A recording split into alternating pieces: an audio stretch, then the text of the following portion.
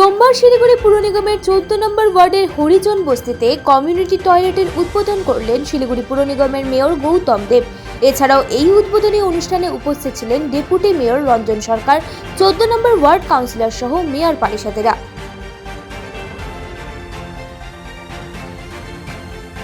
পুরো চেয়ারপারসন, আমাদের কাউন্সিলর এবং এই অঞ্চলের সুধী নাগরিকবৃন্দ,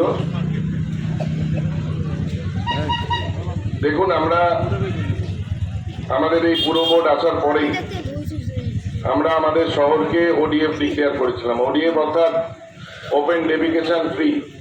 যত্রতত্র টয়লেট করা এটা আইনত দণ্ডনীয় এবং পরিষ্কার পরিচ্ছন্ন রাখার বিষয়টিও আমরা খুব গুরুত্ব দিয়ে শুরুর দিন থেকেই আমরা এটা খুব যত্ন নিয়ে আমরা করছি।